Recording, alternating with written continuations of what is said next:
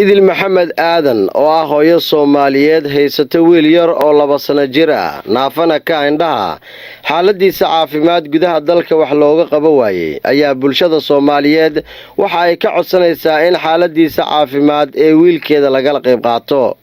hooyo idil ayaa ka timid magaalada Boosaaso waxa haddana ku sugan tahay magaalada Muqdisho si ay u ogaato xaaladda caafimaad ee wiilkeeda balse dhaqaatiirtu ay u sheegeen in gudaha dalka aan wax looga qaban karin. cunuga yarka waxa la maxamed Ismaan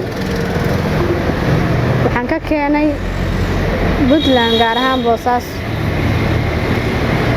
xanuunka uu ka cabanayo waxa weeye indhala'aantaas oo keentay burooyinkaas oo la yiri dalka gudihiisa waxa loogama qaban karo ilaa dibadda mooyaan. sharaxaad haddaan kaa siiyo xanuunkan uu ku dhashay cunugu laakiin balse hadda dhaqaatiir weli kala saarto inuu caad tahay.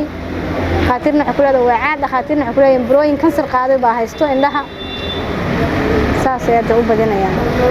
walaalo waxay dhaheen dalka gudihiisa waxa loogama qaban karo ilaa dibad mooyaan. marka cudurka xataa ma kala saarno wax aqoon u leh Soomaaliya. idil ayaa ka soo jeeda qoys danyar ah lana daalaadhacayso xaaladda caafimaad ee wiilkeeda maxamed Cusmaan waxayna bulshada Soomaaliyeed ay ka codsanaysaa in xaaladiisa caafimaad wiilkeeda lagala qayb qaato maadaama gudaha dalka wax looga qaban waayay. maasha Allah waxaan ka codsanaynaa ummadda Soomaaliyeed 90% aan fili doonaa inay cunugaas xaaladiisa wax nagala qabtaan. anaga waxaan ka soo jeednaa family aad u danyar ah bilkooda aan soo dhaafi karin dibadna aan awoodin. marka insha Allah Soomaalida waxaan ka filaynaa inay caawin doonto bulka insha Allah indhihiisana wax ku arki doonaan. waxaan ka codsanayaa in xaaladda cunuga kan wax ka qabtaan maadaama ay wadanka iyaga hadda madax u yihiin. maasha Allah aadna loogu faraxsan yahay. wixii awoodaan waxaad igu soo hagaajin kartaan furo 7